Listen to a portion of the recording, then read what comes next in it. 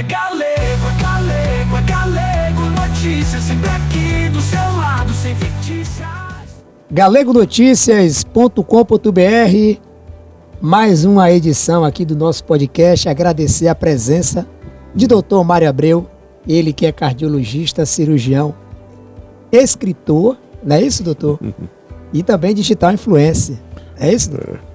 Eu agradeço imensamente o convite do Galego, com o seu programa Galego Notícias, um programa de grande importância aqui no subúrbio, né? Que você geralmente atua muito aqui.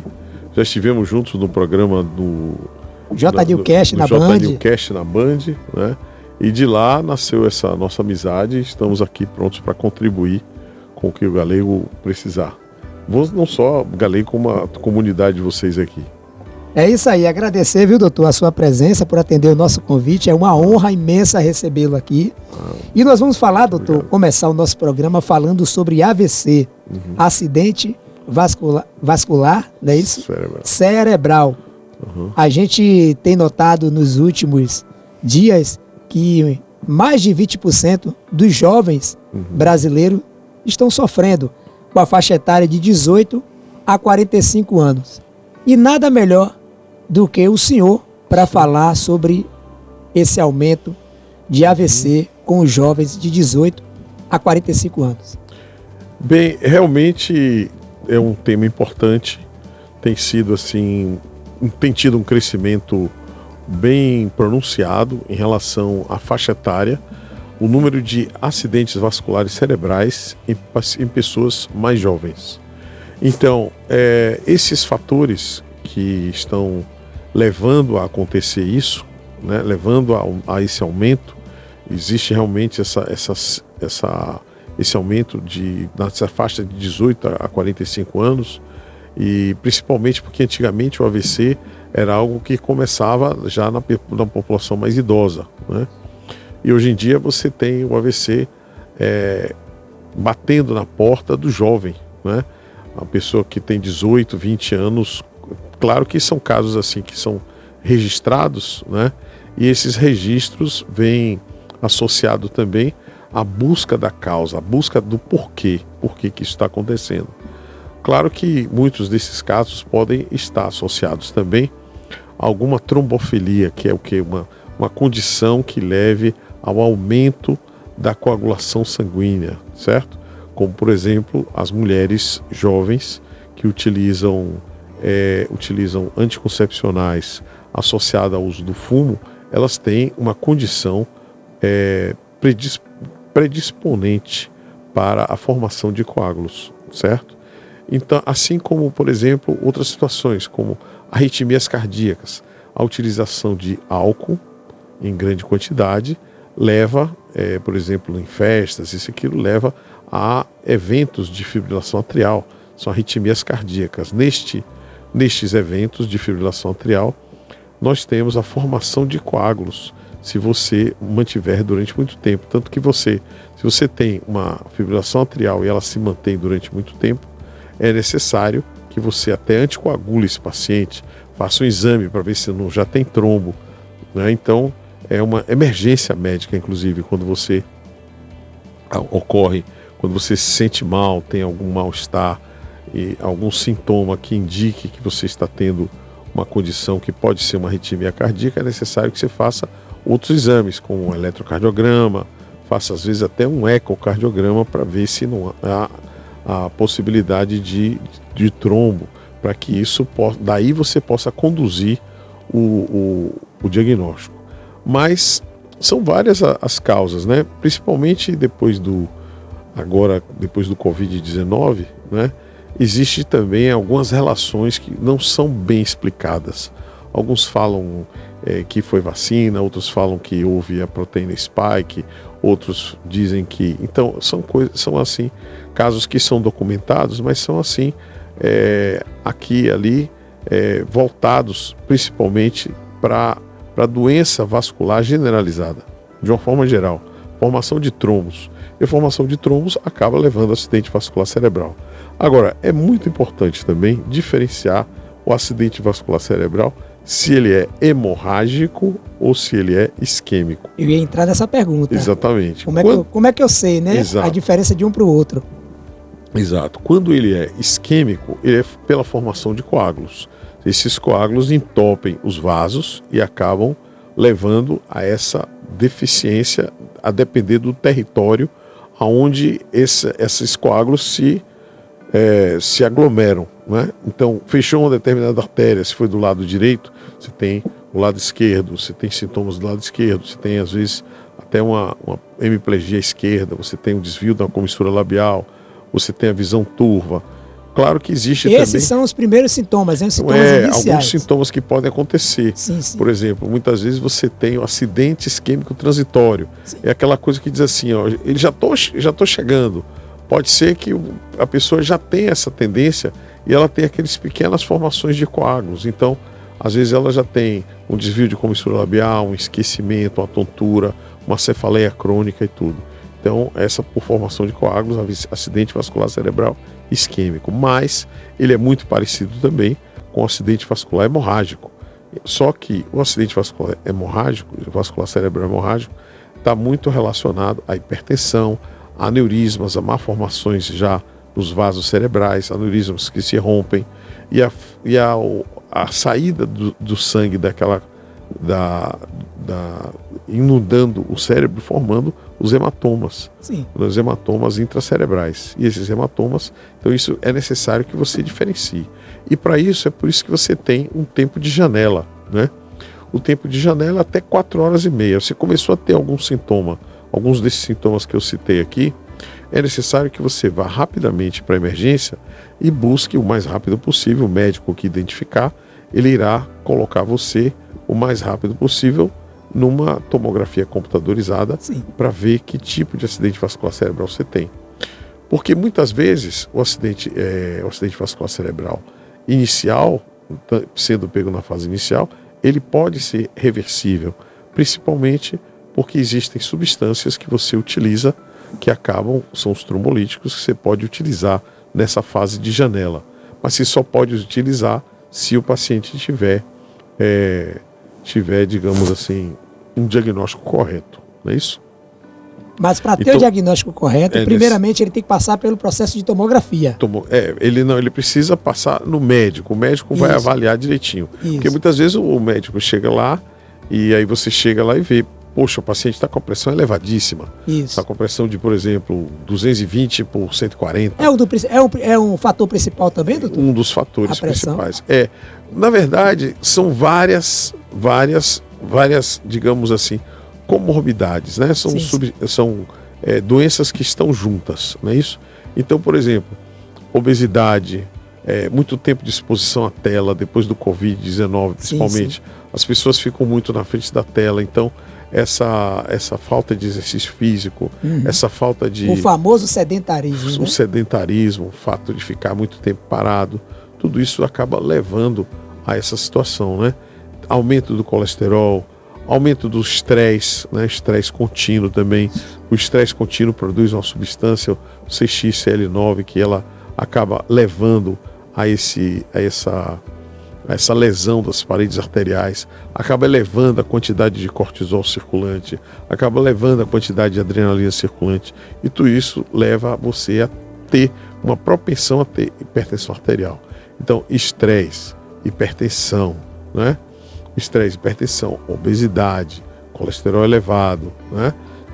Às vezes um pré-diabetes, a síndrome metabólica hoje em dia, né? Isso. Que é aquela pessoa que já tem ali uma resistência insulínica. Então, o paciente que tem todo digamos assim, uma receita de bolo pronta, né?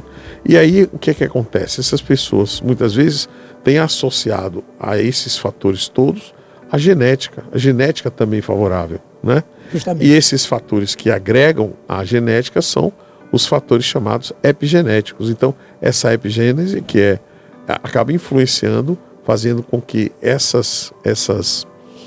todas essas complicações possam ocorrer.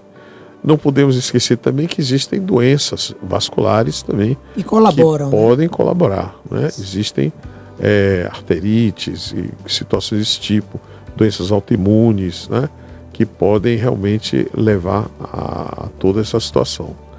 E sim, eu gostaria de não esquecer do seguinte: Sim, sim. o jovem, hoje em dia, ele tem aquela busca pelo corpo perfeito e tudo, e com isso A famosa vaidade. ele vai no anabolizante, né? Estamos vendo mulheres tomando doses elevadíssimas de testosterona, Isso. né? E sem um acompanhamento adequado. Então, as drogas anabolizantes associados, né? O senhor falou de droga assim, aqui rapidinho. Sim, O famoso Tadalafila, né? sim. Que hoje tem aumentado muito o consumo no meio dos jovens. Sim. Que a gente ouve comentar muito, né? Exato. E aí tem uma pergunta de uma pessoa aqui, né? Que Sim, pergunta assim: Galego, pergunte ao doutor sim, se o uso do Tadalafila também sim. pode provocar o AVC. Não acredito que não. Não, Eu né? não vejo assim nenhuma relação. Posso inclusive pesquisar Sim, senhor. para ver, mas agora aqui neste momento, Sim, senhor. né, a gente pode buscar na literatura médica se existe alguma relação. Mas pelo contrário, o Tadalafila, ele é conhecido como uma droga vasodilatadora que facilita, inclusive, às vezes até a Dilata. utilização com arginina, Isso. são precursores do óxido nítrico, Sim. que é uma substância que promove a vasodilatação. Então, essa substância associada ao Tadalafila, que já é um vasodilatador, Sim, sim. acaba sendo benéfico em relação então a pode isso. trazer um benefício, Pode né? ter um benefício. Agora, o que é difícil de diferenciar assim é o seguinte: a pessoa já tem um fator de risco, né? Já tem um fator de risco, já tem, por exemplo, uma hipertensão crônica, já tem Não uma é série de situações. indicado. Está tomando a medicação, está tomando isso, aquilo, aí toma 2 Tadalafila, Ai. ou toma outra coisa, pedir entendeu? pra morrer. Então você também fica sem saber por quê? Porque muitas vezes as pessoas já tomam a medicação antihipertensiva, né? Isso. Não medem a pressão todos os dias, que é extremamente importante medir a pressão todos os dias, saber os momentos, como é que está a minha pressão arterial hoje, né? E Justamente. ninguém liga. Todo mundo acha que vai lá, vai medir a pressão Que arterial. nunca vai ficar E hipertenso. nunca vai né? ficar. Não, então quando ele chega para você, para o médico, aí você diz assim: rapaz, sua pressão está alta. Ele diz: ah, doutor, é assim mesmo. Mas não sabe que aquela pressão alta continuamente, né? Essa pressão alta continuamente já está levando à lesão renal. Aí isso ele se torna digamos assim, um fator De predisponente, porque você já tem a pressão alta, aí claro que existe a hipertensão primária Sim. e a hipertensão secundária. A hipertensão primária, ela corresponde a 95%, é a chamada idiopática. Sim. É aquela hipertensão em que você não tem causa definida, ela é multifatorial. Mas existe também hipertensão secundária, associada a uma doença renal, associada, por exemplo, a doença vascular, como coarctação da aorta, ou estenose da artéria renal. Existe esse tipo. Então você tem que diferenciar também, entendeu? Porque cada uma dessas você pode tratar adequadamente. Enfim, você precisa procurar um bom médico. Claro. Se você não procurar um bom médico, um médico que tem experiência para fazer o diagnóstico correto e saiba lidar com todas essas situações, ele não vai saber lhe orientar. Então, por isso também eu acho que a super especialização é algo perigoso. Eu sou cirurgião cardiovascular, Sim. mas eu sempre me interessei por todas essas situações, porque inclusive escrevemos um livro sobre hipertensão arterial. Está no que é site da Amazon, né? que é um guia geral, né? Então, por exemplo, isso acaba remetendo você, poxa, a hipertensão arterial, ela diminui o número de anos de vida que você tem, Que maravilha. entendeu?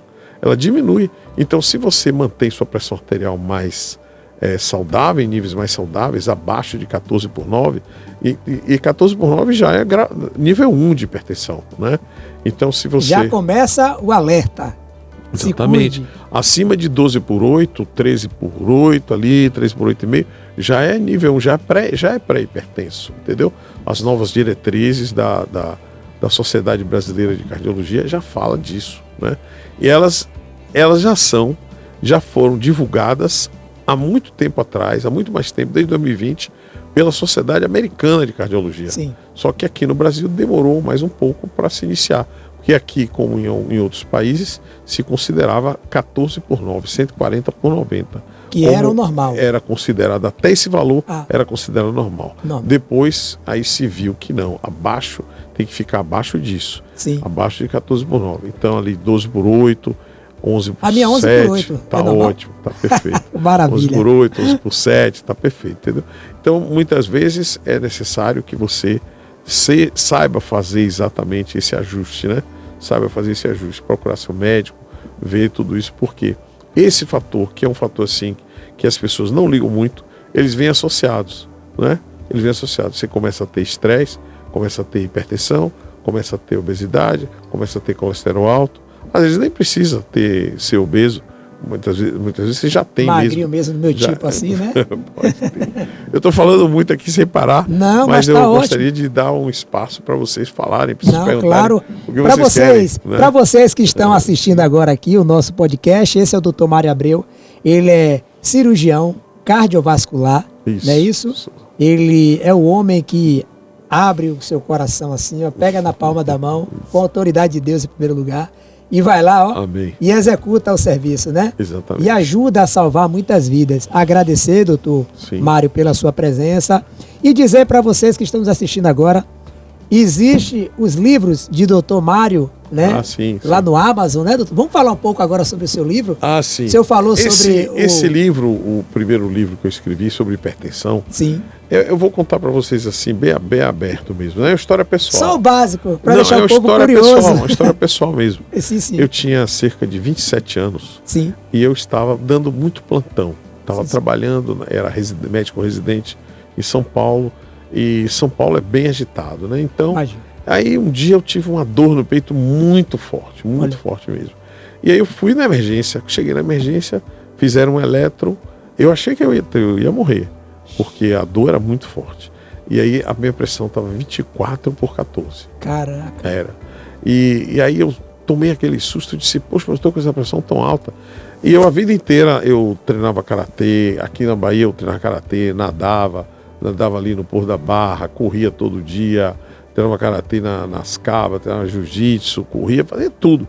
E aí o que acontecia? Achava que tinha uma saúde de ferro, mas você vê que o estresse provocado pelo trabalho em excesso, pelo descontrole de alimentação, de tudo isso, e claro que fatores genéticos, porque minha família, ainda tem essa meu questão, pai né? já era hipertenso, minha mãe já era hipertensa também, né? Então, o que aconteceu? Eu passei a ficar assim, extremamente, digamos, ativo contra a hipertensão arterial. Comecei a agir ativamente.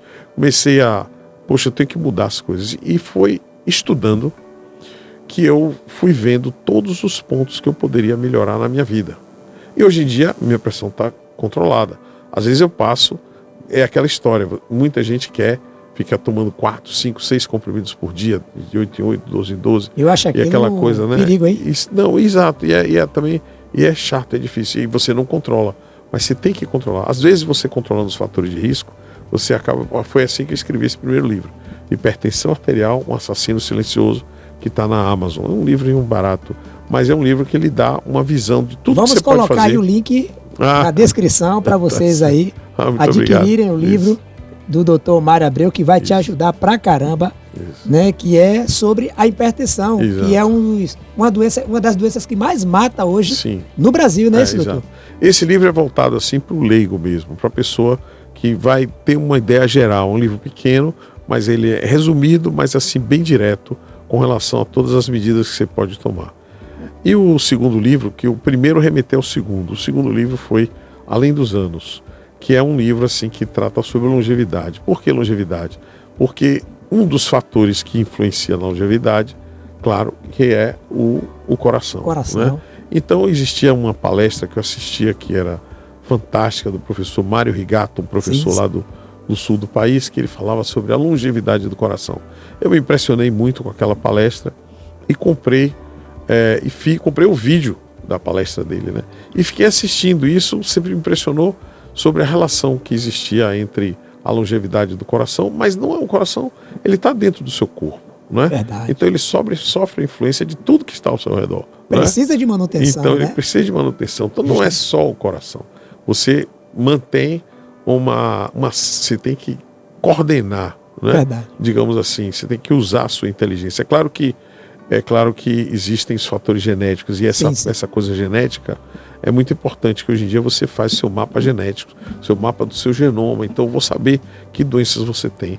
Então, é claro que se você for falar de longevidade, você não fala só de coração, você fala de câncer, você fala de doença cerebrovascular, você fala de acidente vascular cerebral, você fala de uma série de outras coisas que são necessárias você atuar contra elas, né? É necessário que você tenha uma ideia de tudo que você tem. Por isso que existem trabalhos hoje em dia fazendo com aquelas famílias, que é chamada randomização mendeliana, que é você pegar as pessoas da mesma família e procurar ali naquelas pessoas todos os fatores genéticos relacionados a uma determinada doença. Agora certo? Uma pergunta que não quer calar. Pois não. A hipertensão tem cura?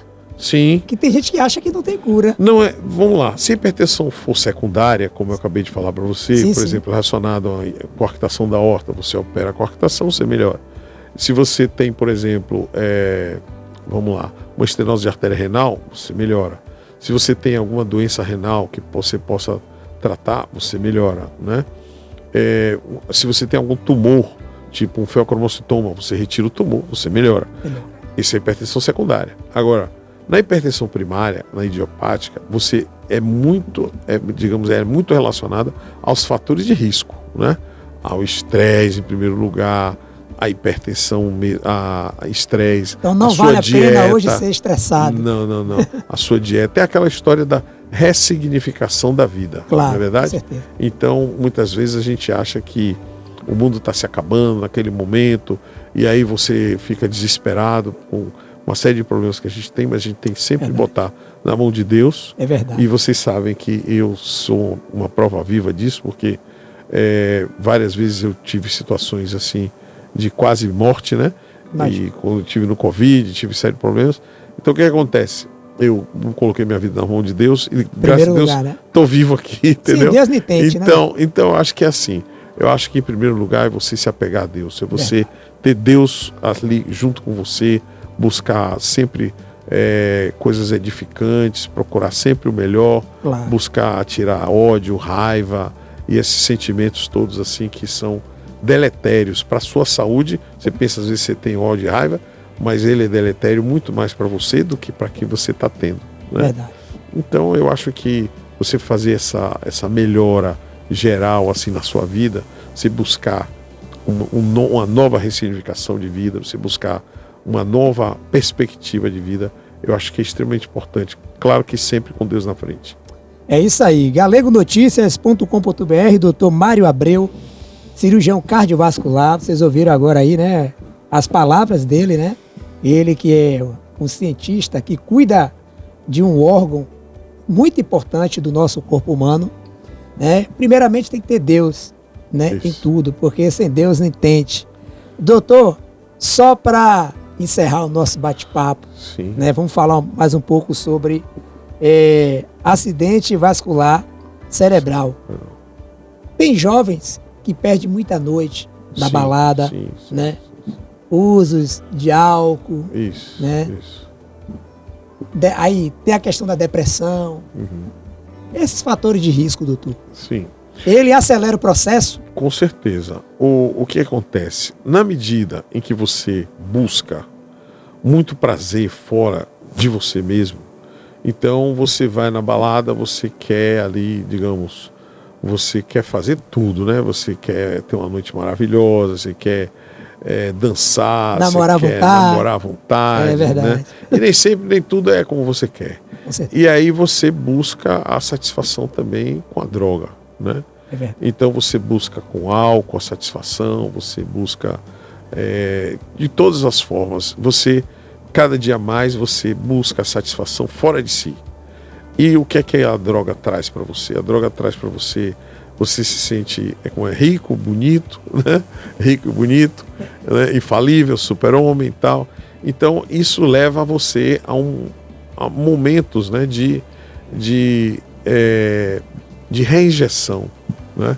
Você sempre volta a buscar aquele momento. Você vê que, por exemplo, hoje em dia o Instagram, eu acho que é um grande companheiro, principalmente das pessoas, porque ele aquela passagem de de dedo ali, de você passando notícia atrás de notícia, aquilo ali ela é uma injeção de dopamina, né? Então essa injeção de dopamina, nós somos viciados em dopamina, nós queremos sempre estar com algum prazer, alguma coisa, né? E a gente fica buscando esses vícios, né? Então é claro que na balada, você vai para a balada, você pode usar drogas, você tem várias drogas que são utilizadas, né? A gente ouve falar bastante, não é isso? Além das drogas, o álcool, né? Além disso tudo, outras práticas que são de sexo, de tudo isso acaba levando a um momento de satisfação intenso. No outro dia de manhã, saiu o álcool, saiu a droga, saiu tudo, e aí você vê que a vida não é tão assim, né? E aí você fica facilmente com uma tendência muito forte à depressão. É notório também, colegas, já tive colegas médicos, já tive pessoas jovens que se suicidam, porque ficam buscando uma série de coisas e, na verdade, eles não se encontraram, não conseguem procurando preencher aquele vazio, sobreviver, né? Sem aquele vazio. Então, tudo isso eu também volto a dizer que é falta de Deus. E agora, doutor Abreu, para finalizar o nosso podcast, agradecer a sua presença maravilhosa, né? E dizer para o senhor deixar aí com os nossos telespectadores as suas considerações finais e falar sobre seu Instagram, seu canal do YouTube e também sobre o seu livro no Amazon, né? Como é que as pessoas fazem para comprar, adquirir o seu livro. Fique à vontade, doutor. Mais uma vez, muito obrigado. Veja só, esse livro, como eu falei, é um resumo de todas essas considerações que eu fiz aqui sobre hipertensão arterial. O canal que nós temos, um canal no Instagram, não só o canal do Instagram, quanto o canal no YouTube, são canais que têm todas essas considerações que eu fiz aqui, sobre hipertensão, sobre infarto agudo do miocárdio, sobre doenças cardíacas, tem tudo isso lá. E você vai se informar bastante lá. Tem vários shorts e tem vídeos longos também. Então, você pode... O canal é Dr. Mário Abreu, no YouTube. Vai aparecer na telinha agora. E tem o canal Dr. Mário Abreu Cardiocirurgia, que é o canal do Instagram. Esse canal nós estamos fazendo assim, bem voltado para coisas bem pontuais, voltadas para prevenção justamente cardiovascular. GalegoNoticias.com.br, só me queira bem que não custa nada. Muito obrigado e até o próximo, porque esse foi o melhor podcast de todos. Um abraço. Muito obrigado, muito obrigado. É bondade sua. Valeu, doutor. Muito obrigado. Galego Notícias, sempre aqui do seu lado, sem fictícia.